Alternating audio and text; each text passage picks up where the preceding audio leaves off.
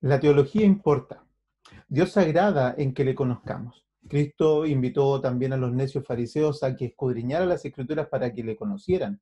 Y Pablo, por su parte, cargó de doctrinas teológicas las epístolas a los Romanos, Gálatas y Efesios, antes incluso de hacer cualquier intento de invitar a sus lectores a practicar la vida cristiana. La teología importa porque nos ayuda a ver la vida como Dios la ve y nos ayuda entonces a vivir como Dios quiere y desea que vivamos. Y la manera, hermanos amados, en que entendamos la salvación, que es el texto que hoy vamos a estudiar, determinará también la forma en que nosotros hacemos iglesia. Queridos hermanos, bienvenidos a una escuela dominical más en la primera iglesia de Concepción.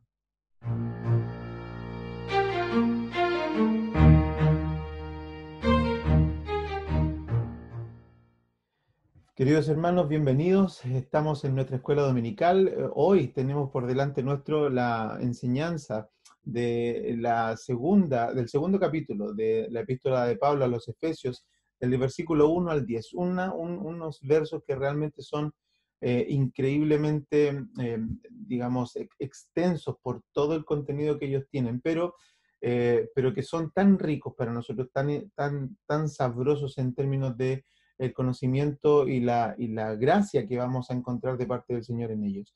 Así es que este estudio probablemente va a ser un estudio que va a ser como una mirada panorámica por estos versículos, porque son tantos versículos y tienen tanta enseñanza que sería imposible cubrirlos exhaustivamente en una sola lección. Sin embargo, vamos a tratar de demostrar un panorama, de hacer que estos versículos nosotros los podamos mirar como desde el cielo, desde arriba hacia abajo un bosque, y vamos a tratar de entender sus secciones principales y por lo tanto las enseñanzas que están en ella. Y por supuesto que lo que vamos a ver en este texto es como centro esta enseñanza de que Dios ha sido bueno, Dios ha sido rico en misericordia y Dios nos ha amado de tal manera que Él prefirió hacerlo de esta manera en salvar a sus hijos por medio de la gracia. Y eso al final de este estudio, espero que podamos ver de que esa elección de Dios, esa soberanía de Dios, esa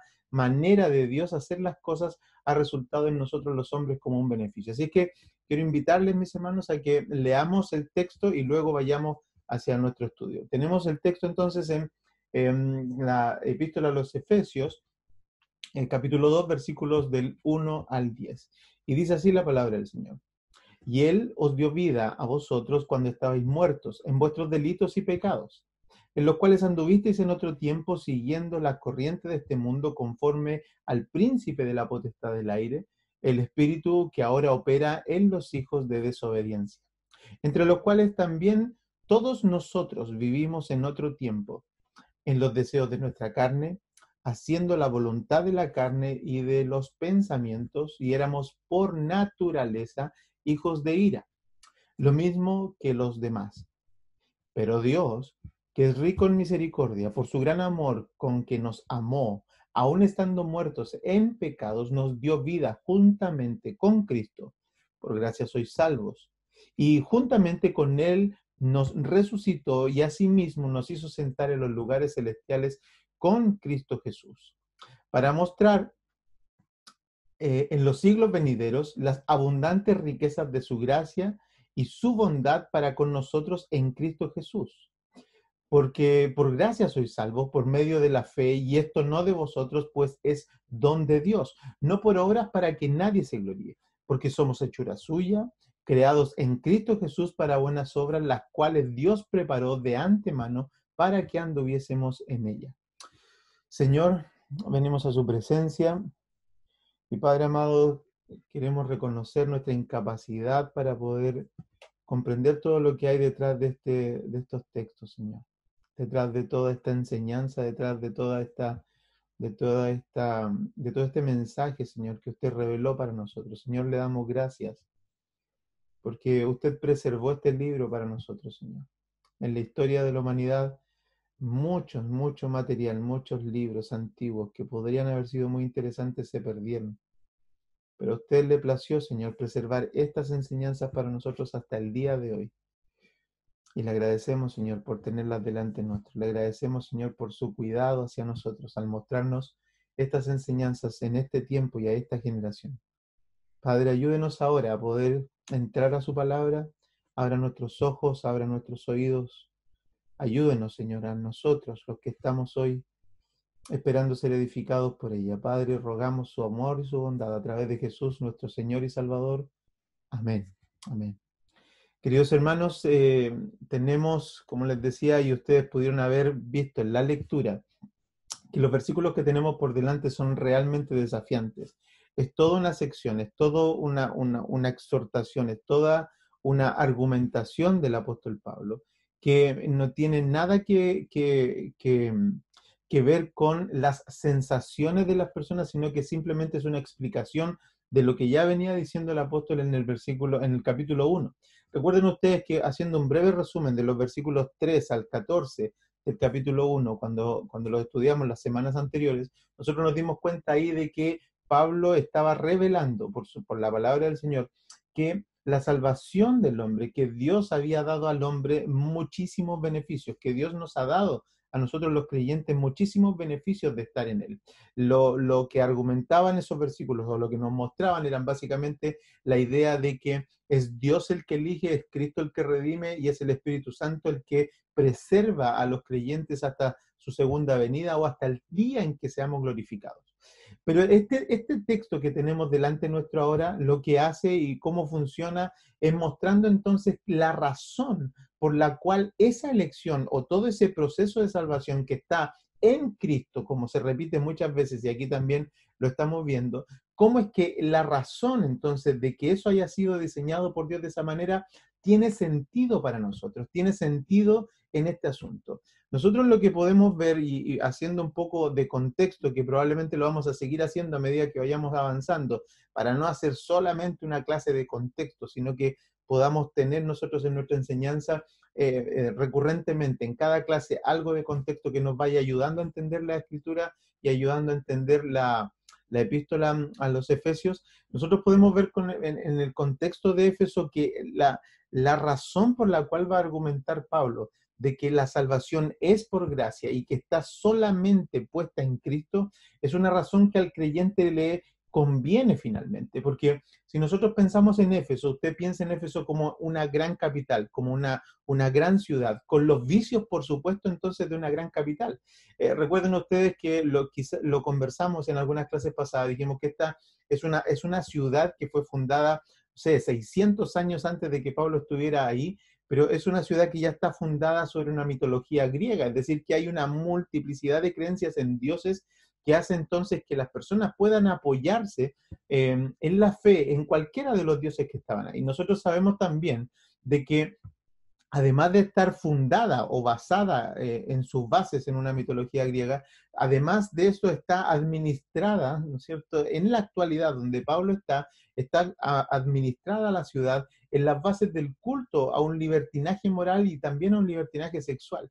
Entonces, cuando el Evangelio llega, ¿no es cierto?, cuando Pablo llega y empieza a predicar y las personas se empiezan a convertir y las personas empiezan a entregar sus vidas, la clase pasada vimos cómo fue la explosión de este proceso de conversión al punto en que muchos llegaban y quemaban sus libros de hechicería, quemaban todo lo que ellos entendían como válido antes de su espiritualidad, lo quemaban como una muestra, un símbolo, ¿no es cierto?, de que esa vida pasaba y ahora estaban en una vida nueva.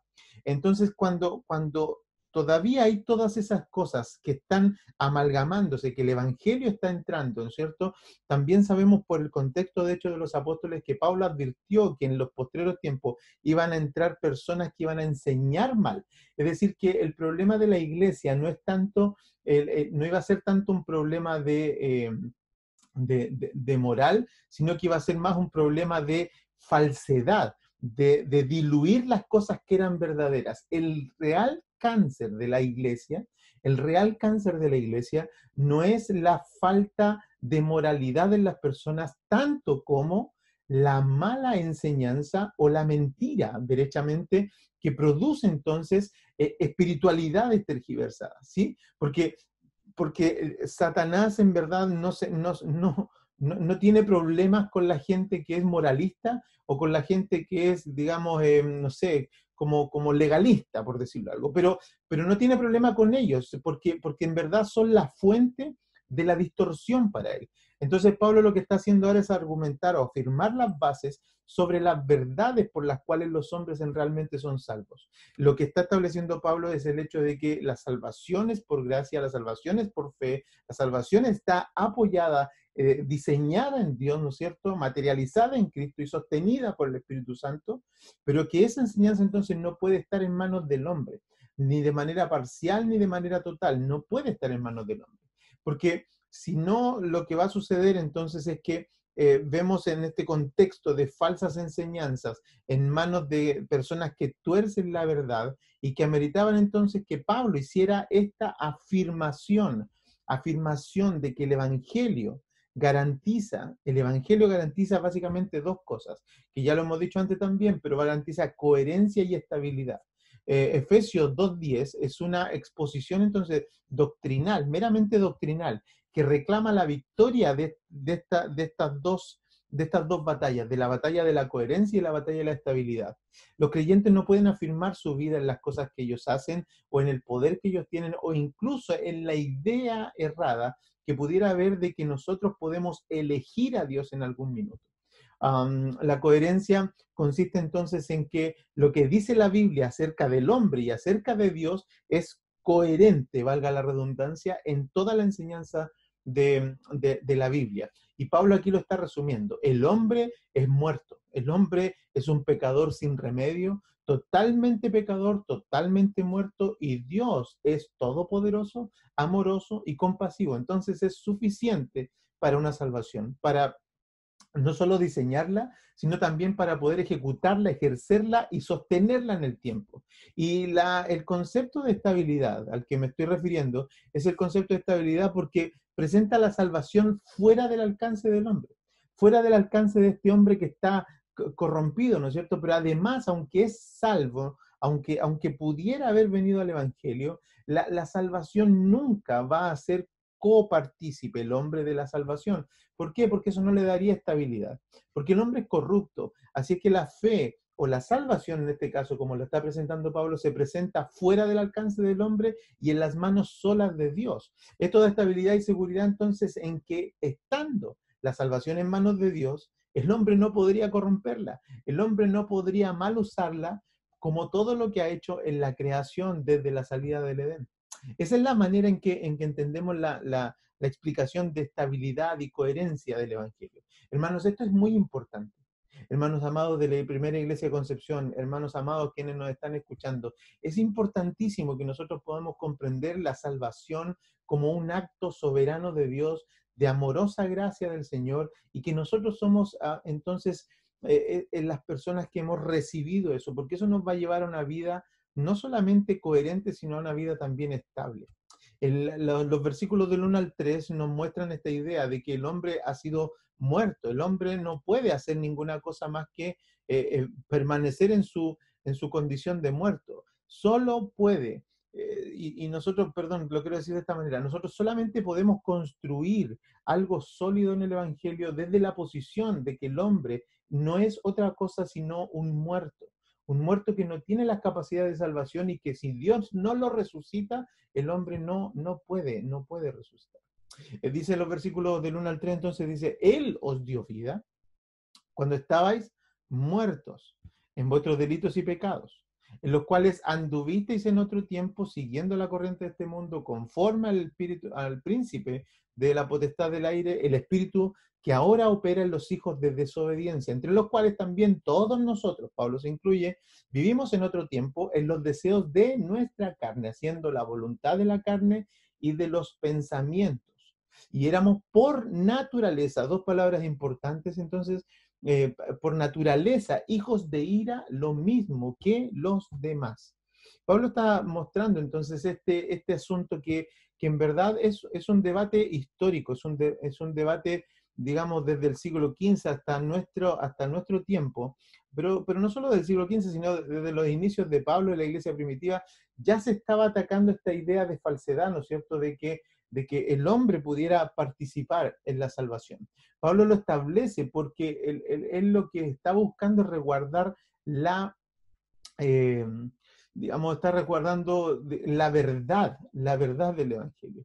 Y decía yo que es un debate histórico, yo estuve leyendo, repasando algunas cosas de esto, y créanme que es esta enseñanza o este Efesios 2 del 1 al 10 puede ser muy controversial, y yo creo que esto podría dar para entrar en la tentación, ¿no es cierto?, de empezar a debatir acerca de las cuestiones que tienen que ver con la salvación, con la pérdida de la salvación, con todos estos elementos que están entre el arminianismo y el calvinismo, se pierde o no se pierde, la depravación total del hombre, la elección incondicional, la elección condicional, la expiación limitada, la gracia irresistible o la perseverancia de los santos, ¿no es cierto?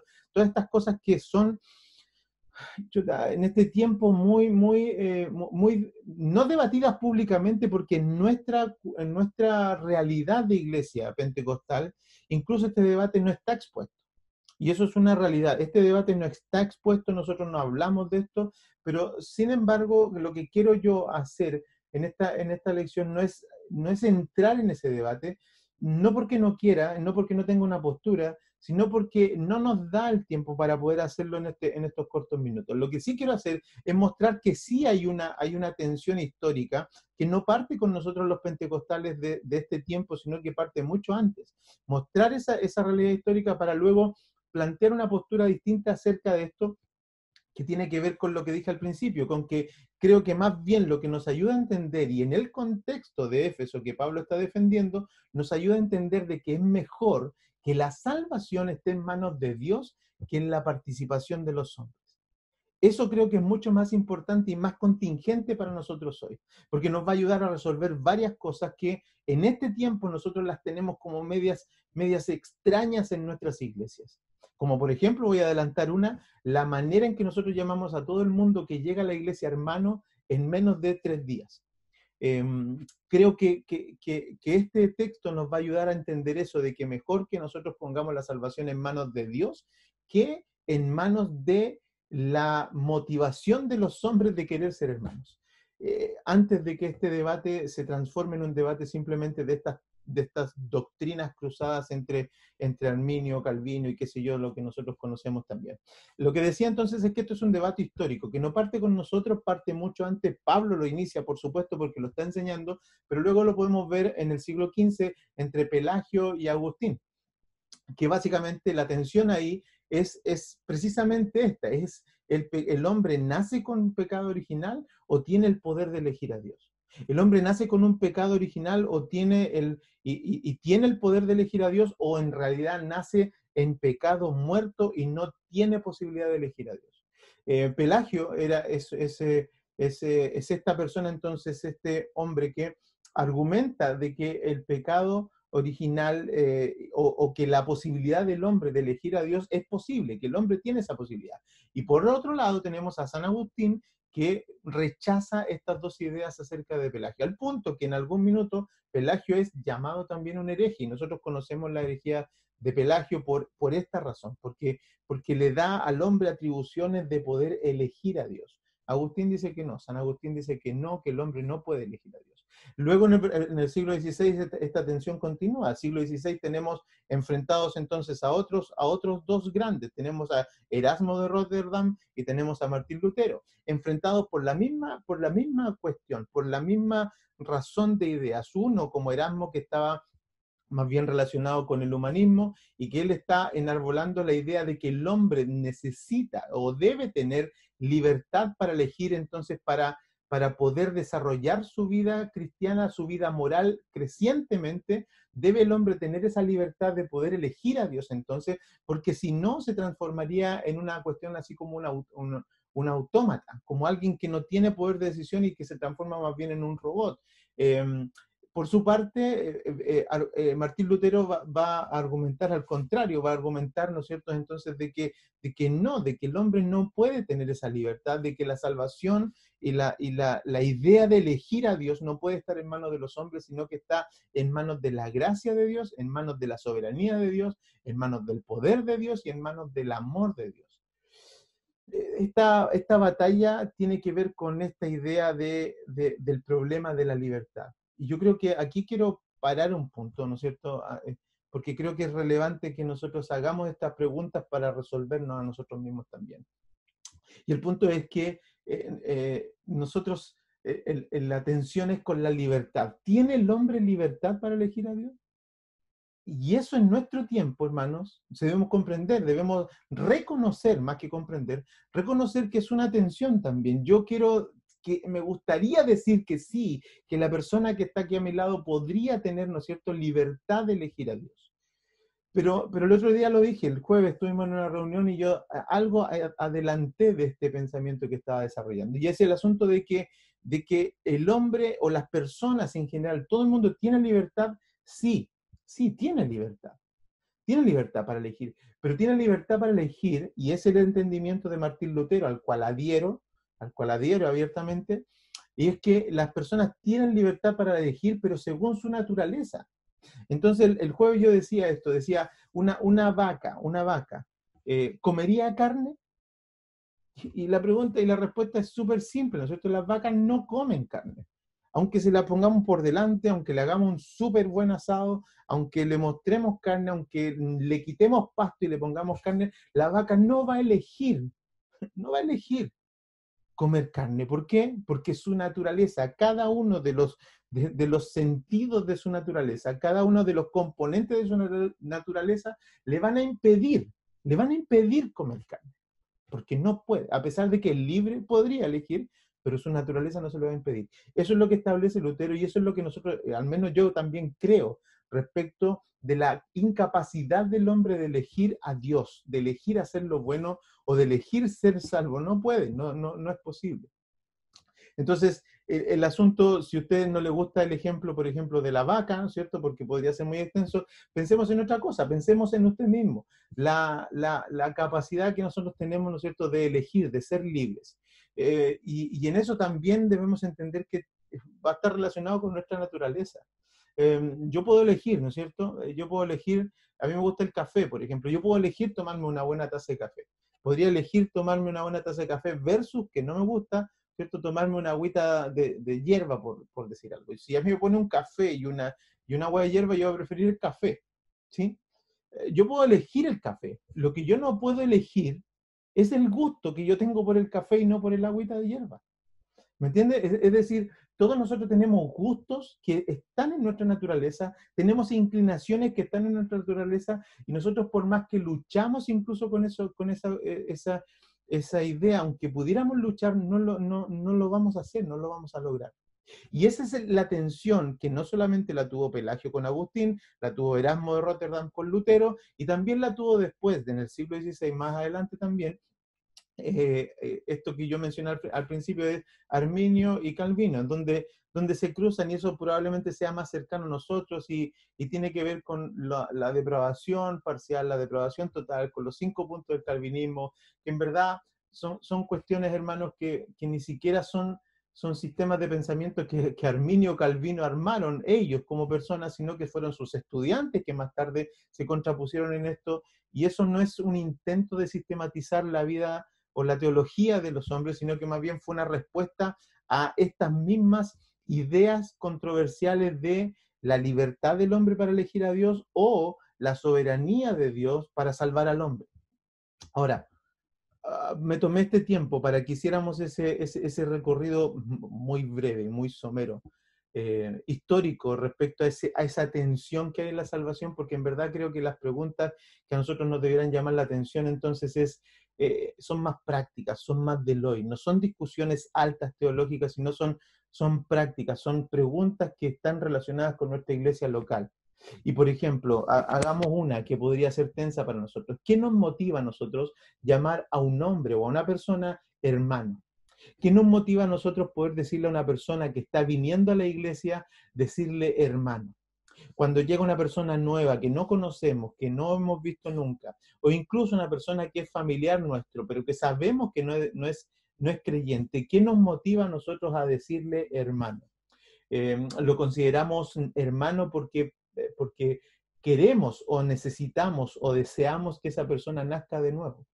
Ahora, debemos comprender que yo creo que este es el punto con la posible tergiversación de la verdad que Pablo está defendiendo y que creo que nosotros también debemos defender. Que nosotros no podemos llamarle hermano a todas las personas, que nosotros no podemos atribuirle rápidamente un título de hermano a alguien porque le hacemos daño, porque en verdad no le hacemos un bien, porque en verdad llamarle hermano a alguien que no ha nacido de nuevo, por la gracia de Dios, y porque el texto lo dice de esa manera, yo no estoy inventando, estoy leyendo el texto y usted también lo puede leer. Abra la Biblia en su casa y se va a dar cuenta de que dice, estábamos muertos, no teníamos nosotros capacidad alguna, además deseábamos estar en nuestros pecados, pero el versículo 4 dice, pero Dios, que nos amó, Él nos dio vida. Entonces, cuando alguien nace de nuevo, sabemos que nace de nuevo por la gracia y la voluntad y la soberanía de Dios.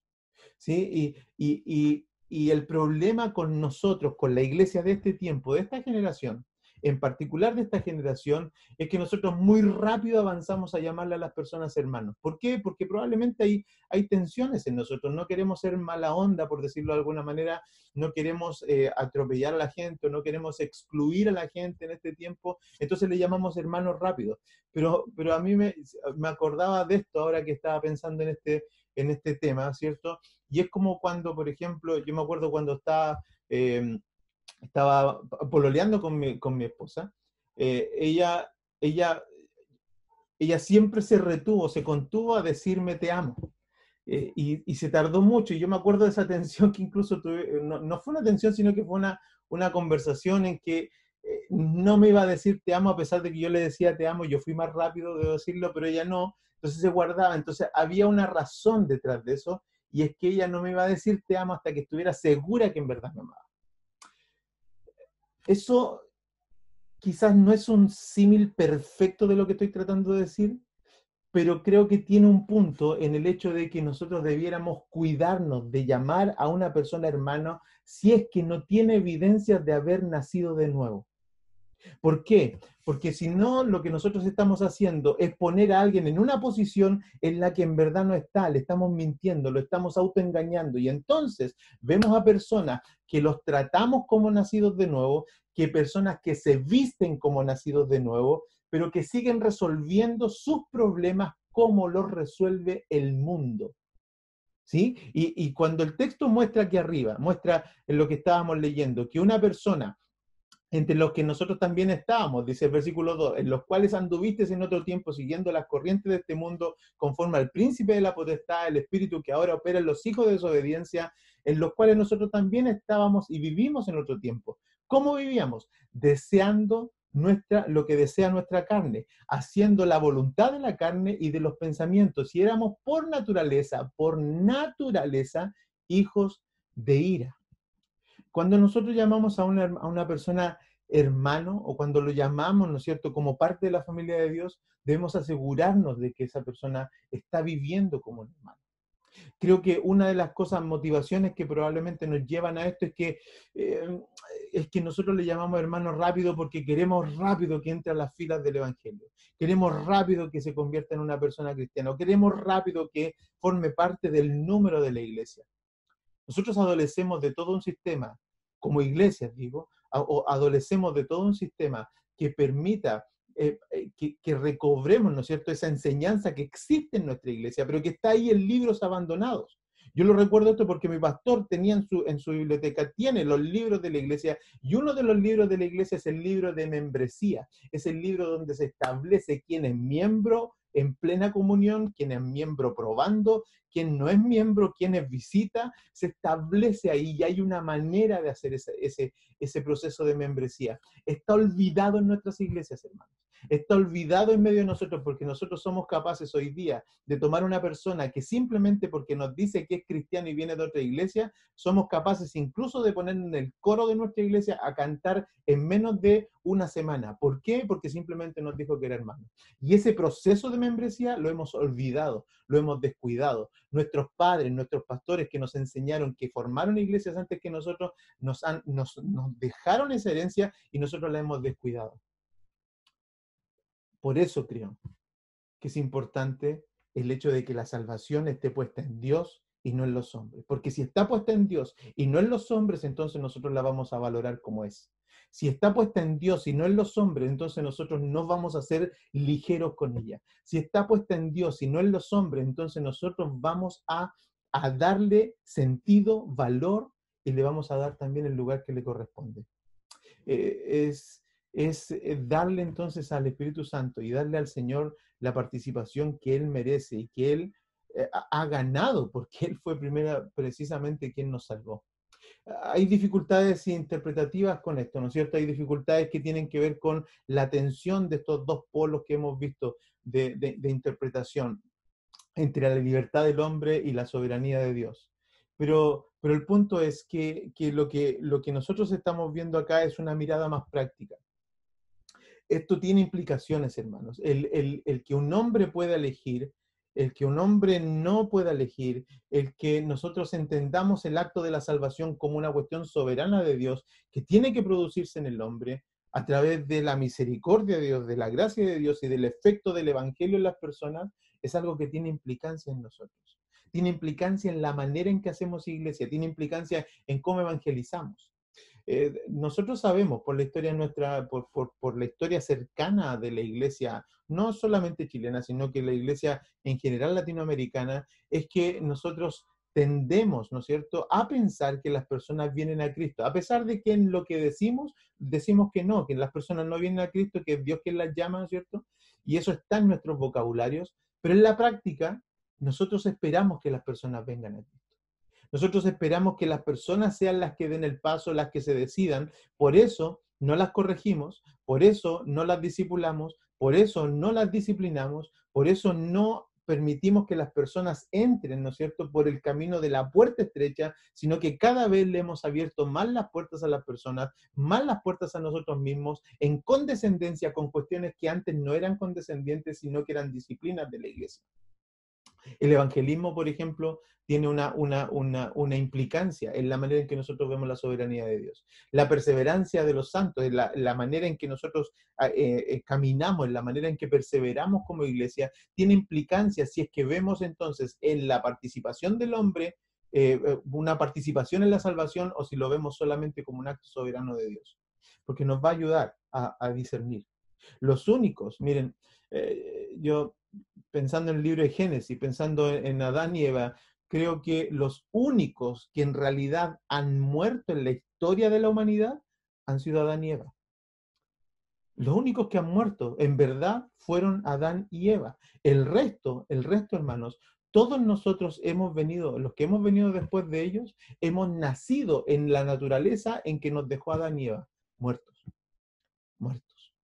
Y esa es una realidad entonces que nosotros debemos aceptar, reconocer y debemos entonces humillarnos ante el Señor, porque cuando nosotros estamos muertos y Cristo nos dio vida, entonces es que nos deja un camino excelente para glorificar a Dios, para ensalzar a Dios y para humillar al hombre y para nosotros tomar nuestra posición que nos corresponde.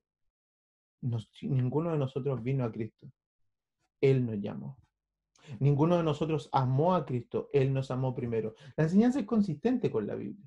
No estamos diciendo nada descabellado y a quien no le gusta esto de que ¿no es cierto?, de que el Dios sea soberano completamente en la salvación y que probablemente el hombre no tenga participación con ellos, choca en el otro efecto, en el efecto contrario, en donde nosotros vemos entonces que como Dios tiene el poder de todo hacerlo y el hombre no tiene responsabilidad, bueno, entonces yo puedo vivir libremente porque total, Dios no eligió salvarme. Y entonces entramos en un camino en donde las personas creen que pueden hacer lo que sea, porque total, es Dios el que me salvó y así que estoy asegurado, no tengo nada que hacer, haga lo que yo haga, soy salvo y total, soy salvo y no necesito entonces hacer obras porque total, Dios me salvó. Y si es irresistible esa gracia, como dice Calvino, y si esa elección, esa perseverancia de los santos es incorrompible, entonces nada me va a alejar de Cristo, entonces yo puedo vivir como quiero. Se equivocan. Se equivocan porque Lutero estableció una bandera que yo creo que fue la forma en que nosotros damos respuesta a ese asunto. Y el asunto tiene que ver con la naturaleza. Se equivocan los que dicen que pueden vivir perdidamente o vivir entre la moral del mundo y la moral del cristianismo, porque total son salvos, porque Dios los eligió y nada les va a pasar. Se equivocan, porque cuando Dios salva, cambia la naturaleza. Cuando Dios salva, hace lo que dicen los versículos anteriores que hemos leído, es que estabas muerto y te dio vida, ¿sí? Entonces no es lo mismo. No es una libertad que permite entonces que las personas hagan lo que quieren. Y eso es consistente con nuestra enseñanza, entonces, de que no tenemos peligro en la salvación, de que no corremos peligro porque el Señor es quien la diseña, quien la ejecuta y quien la preserva, pero cuando la ejecuta, cambia la naturaleza porque hemos sido regenerados. Hemos sido regenerados de una naturaleza pecadora, hemos sido regenerados a una naturaleza que ahora es compatible con las virtudes de Cristo. El hombre está muerto. Y la enseñanza de Efesios 2, del 1 al 10, reclama el reconocimiento de un hombre muerto que es incapaz de amar a Dios y que ama y que sigue los deseos de su carne, y siendo esta su naturaleza, está bajo la ira de Dios e incapaz de cambiar su naturaleza, hermanos. Así que esto nos lleva al punto centro, que creo que es este versículo 4 es el centro, el 4 al 7 es el centro de la enseñanza del 1 al 10, que nos muestra entonces, dice, parte con este gran pero, con estos importantes peros en la palabra de Dios. Pero Dios, que es rico en misericordia, por su gran amor con que nos amó, aún estando nosotros muertos en pecados, nos dio vida juntamente con Cristo, por gracia sois salvos, y juntamente con Él nos resucitó, y asimismo nos hizo sentar en los lugares celestiales con Cristo Jesús, para mostrar en los siglos venideros las abundantes riquezas de su gracia y su bondad para con nosotros en Cristo Jesús. El punto es este. El punto es que nosotros, hermanos, no elegimos nacer. Piensen en esto, por favor. Cuando nosotros nacemos de manera natural, alguien alguna vez habrá tenido este pensamiento, yo al menos sí lo tuve alguna vez, sí, ¿por qué me tocó nacer aquí? ¿Por qué me tocó nacer? Sobre todo cuando mi papá me castigaba o cuando me pasaba alguna cosa como esa, yo siempre preguntaba, ¿por qué me tocó nacer? Yo no quise nacer. De hecho, los bebés lloran cuando nacen, porque estaban bien dentro y alguien los saca de ese mundo, ¿no es cierto? Es que no queremos nacer, pero nacemos. De la misma manera como nacemos, yo lo entiendo de esta manera, en la misma manera como nosotros no elegimos nacer de manera natural, no elegimos tampoco nacer de manera espiritual, alguien nos hizo nacer, Dios nos hizo nacer. Y que Dios, ¿no es cierto?, nos dio vida, tenemos que entenderlo a la luz de los versículos, y los versículos dicen una verdad potente que es imposible, digamos, llevarla hacia otro lado, sino hacia el amor de Dios. Él nos dio vida, dice el texto, Él nos posiciona junto con Cristo en lugares celestiales, y finalmente esto lo hace como una expresión de su gracia y de su amor. Una cuestión que recuerden ustedes que el propósito del Señor es que nosotros le conozcamos y disfrutemos con Él por siempre. Y creo que nadie podría haber conocido al Señor, o este aspecto del Señor, de su gracia amorosa y de su compasión, de su bondad hacia la humanidad, o de la compasión y la bondad, más bien como atributos de Dios, si no haya sido por esta razón, por esta causa, de que Dios salva a pecadores sin que ellos participen. Nosotros no podemos entrar en este problema, no podemos entrar a pensar que nosotros tenemos participación, porque violamos este aspecto de que Dios se revela en sus atributos, y Él, sabemos nosotros por su palabra, que no va a compartir esa gloria con nadie. Los atributos de Dios, de la bondad y de la compasión y del amor, son de Él. Nosotros no participamos, hermano. Entonces nosotros no podemos decirle a las personas, insisto en esto, no podemos decirle a las personas, hermano, si tú eres, Dios te ama. Mire, ¿cuántos mensajes hemos escuchado? ¿O cuántas veces usted ha escuchado que tú eres un campeón, que tú eres una persona que Dios te quiso, Dios te quiere salvar porque tú tienes algo bueno? Ven a Cristo, si el Señor te está llamando, algo bueno va a hacer Dios contigo, Dios te ama, mira, solamente tú tienes que dar el paso. Tú no tienes que dar ningún paso, hermano, no engañemos a las personas. Lo único que el pecador tiene que hacer es escuchar el Evangelio, y cuando escucha el Evangelio, el pecador viene al arrepentimiento. El pecador no tiene que hacer nada más que escuchar el Evangelio. Y en algún minuto, sin que nosotros lo sepamos, sin que nosotros lo podamos determinar, sin que nosotros lo podamos provocar incluso, el pecador nace a la vida nueva. El pecador nace a una vida de arrepentimiento. El pecador ve esa película negra que tantas veces he escuchado esos testimonios de personas que han dicho que he visto como una película negra toda mi vida y vi mi pecado, vi mi suciedad, vi todo eso. Eso no se ve por el acto de que una persona quiera hacer conscientemente, decir, ahora quiero ver todo mi pecado para entregarme a Cristo. No, eso no sucede así. Si Dios no lo hace, el pecador no lo recibe. Lo que sí sabemos es que Dios está buscando y está a través de los hombres enviándolos a la predicación del Evangelio, buscando a las personas para ser salvas. Así que como la salvación está en Dios, el verso 8 entonces ahora nos dice, por esto entonces, porque por gracia sois salvos, no por medio de la fe, dice, y esto no de vosotros, pues es don de Dios, no por obras para que nadie se gloríe. O sea, yo no entiendo cómo queremos buscar otra explicación cuando el texto mismo nos está diciendo ahora que por esto, por esta razón no podemos jactarnos de nada.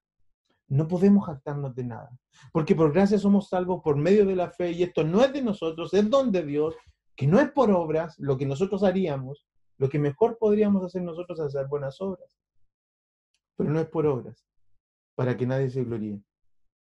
Esto explica versículos como, por ejemplo, en el Evangelio, cuando personas dice el texto que van a llegar donde el Señor y le van a decir, Señor, Señor, en tu nombre no hicimos buenas obras, en tu nombre no profetizamos, en tu nombre no predicamos la palabra, en tu nombre no hicimos tales o tales cosas. Y el Señor les contesta extrañamente, para algunas personas les contesta, nunca os conocí. ¿Cuál es la razón? Esto, el versículo 8. Porque si no fueron salvos por gracia de Dios, no fueron salvos. Si no fueron gracias por un don de Dios, no fueron salvos. Así que tú puedes maquillar, tú puedes adornar, tú puedes pintar a una persona, pero como alguien decía, aunque el mono se vista de seda, mono se queda. Y es que no podemos hacer imitaciones de cristianos. Es que no podemos hacer imitaciones de santos. No podemos hacer imitaciones de personas piadosas. No podemos buscar por la excelencia de la virtud o de la piedad, permitir que las personas tengan tranquilidad o estabilidad en que son salvas. La salvación es de Dios. Así que nadie más que Dios puede jactarse de esta obra redentora. Pues no se trata de lo que el hombre puede hacer, sino de lo que Dios ya ha hecho en Cristo por nosotros.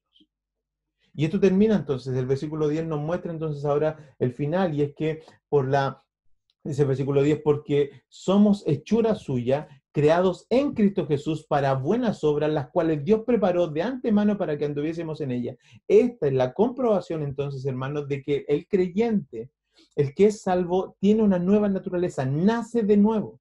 Entonces el creyente es una obra, una nueva criatura, diseñada ahora para buenas obras, no que haya sido reparado, no es un creyente reparado, no es que alguien tenía sucio y Dios lo limpió y ahora lo dejó bien, no, es que era muerto, Dios lo resucita, Dios le da una nueva vida y esa nueva vida trae consigo una configuración de afectos distinta a la que tenía antes. Antes le gustaba el café como a mí, ahora le va a gustar otras cosas que vienen preparadas de antemano, según el Señor, ¿cierto? De antemano para que nosotros ahora queramos andar en ellas. Deseemos una nueva vida, deseemos no mentir más, deseemos, ¿no es cierto?, hacer buenas obras, deseemos ser personas honestas, deseemos ser personas íntegras, deseamos entonces ahora no resolver nuestros problemas como el mundo los resuelve, queremos ahora resolverlos como Dios los resuelve. Y si eso implica buscar ayuda, la va a buscar. Un creyente genuino no va a quedarse con sus problemas como los resuelve el mundo, va a querer buscar hacerlos a la manera de Dios. Y esa es la muestra de que un creyente está naciendo. Con esto no quiero dar la idea de la perfección, porque un creyente obviamente que nace, ¿no es cierto?, no hace todas las cosas bien. Somos pecadores, somos personas que pecamos, somos personas que estamos pecando continuamente, que no lo hacemos correctamente todo, pero hay una tendencia. ¿Estás luchando por hacer las cosas como Dios las quiere? ¿Estás tú viviendo de tal manera en que progresivamente vas viendo que tus deseos son ahora deseos de hacer las cosas a la manera de Dios y menos a la manera del mundo, o estás estancado en la misma forma de hacer las cosas que hace 10 años atrás, que hace 5 años atrás o que antes de conocer al Señor? ¿Están cambiando? Es esa la pregunta. La pregunta no es si eres perfecto, hermano. La pregunta es si es que estás cambiando, si es que tus deseos son estos, son deseos de hacer las cosas, las buenas obras que Dios preparó de antemano. Una de ellas, por supuesto, es que tú quieras conocerle a Dios. Ni siquiera te estoy hablando de cuestiones morales, de si te comportas bien o si no mientes o si no dices garabatos. Pero una cosa más esencial todavía, ¿deseas escuchar y leer la palabra de Dios? ¿Deseas estar en intimidad con Dios? ¿Deseas congregarte en este tiempo que estamos separados? ¿Deseas tu iglesia? ¿Deseas a tus hermanos? ¿Extrañas a tus hermanos? ¿Oras por tus hermanos? Si esos afectos no están en ti, hermano, por favor piensa en si eres un hijo de Dios. Pero si esos afectos están en ti y en ti hay una insatisfacción, hay un deseo de que no entendemos este mundo, estamos insatisfechos, estamos intranquilos, estamos angustiados, estamos viendo por qué no podemos predicar la palabra, por qué no podemos juntarnos, por qué no podemos adorar al Señor, por qué no podemos tener más comunión de hermanos, ¿por qué? ¿Hasta cuándo? Si no estás sufriendo por eso, te invito a que revises tu vida, porque el Señor nos preparó para estas buenas obras. Concluimos. El Evangelio es coherente y da estabilidad. Es coherente porque nos da una realidad, una perspectiva real de lo que es el hombre y de lo que es Dios. Y nos da estabilidad porque deja la salvación fuera del alcance del hombre. Y en lo práctico nos ayuda a entender esto. Que la salvación esté presente, ¿cierto? En la Biblia, alejada de las posibilidades del hombre, es una bendición, hermano. Porque piensa en nuestra iglesia actual. Si primero, eh, nosotros entendemos que el hombre, la realidad del hombre es una condición de muerte, pero además es una condición de corrupción, de que nosotros los hombres somos corruptos. Piensa en esta implicancia, piensa en si el evangelio, si la proclamación del evangelio, ¿cierto? Estuviera en las manos del hombre.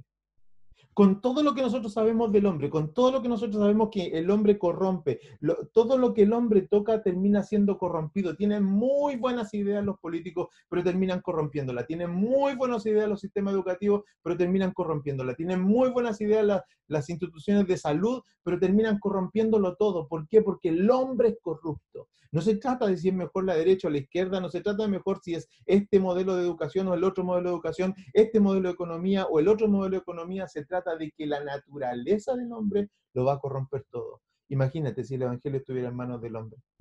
Imagínate si la proclamación del evangelio estuviera en manos del hombre. ¿Sabes lo que pasaría? Muchas personas no se salvarían. ¿Por qué? Porque predicaríamos puras basuras. Predicaríamos puras mentiras, predicaríamos puras cosas innecesarias. Si la salvación o la proclamación del evangelio estuviera en manos del hombre, es decir, si la efectividad del evangelio estuviera en las manos del hombre, entonces tendríamos que volcarnos a la batalla de la empresa de cómo hacer mejor evangelismo. Pero el evangelio no está en las manos del hombre. La proclamación del Evangelio está en las manos de Dios. La proclamación del Evangelio está en las manos del Espíritu Santo. La proclamación del Evangelio está fuera del alcance del hombre, por medio del hombre, pero fuera del alcance del hombre su efectividad. Si la salvación descansara en el poder del hombre, muchos no serían alcanzados. ¿Por qué? Porque el poder que el hombre tiene lo quiere para él. Somos por naturaleza acumuladores de poder, no administradores del poder. Somos acumuladores del poder. Si tú ganas 100 y mañana ganas 600, tú no vas a distribuir eso otro que te resta, lo vas a querer para ti. Si tú tienes poder, autoridad, vas a usar esas influencias para ti. Todo el hombre es corrupto. Si el poder del evangelio, si el hombre, ¿no es cierto?, tuviera el poder, la capacidad para extender el evangelio, muchas personas no serían salvas, porque las misiones no llegarían por la avaricia del hombre. Si la respuesta al evangelio ahora estuviera en manos de la voluntad del hombre, muchos no irían a Cristo y preferirían ir al infierno.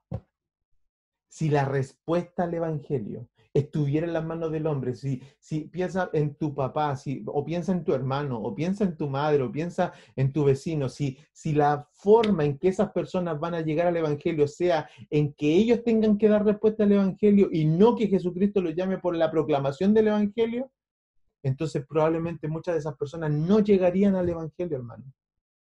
El problema no es que ellos no respondan, el problema es de predicación.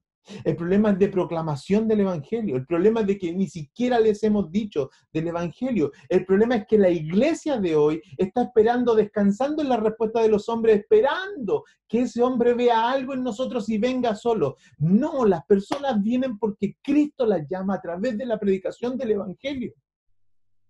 Si la respuesta al Evangelio estuviera en manos de los hombres, de la voluntad de ellos, ninguno lo va a elegir, el texto ya lo dice. Ninguno de nosotros, porque a nosotros nos gustaba andar en los caminos que andábamos. Si Cristo no hubiera cambiado nuestras vidas, nosotros estaríamos fuera del Evangelio.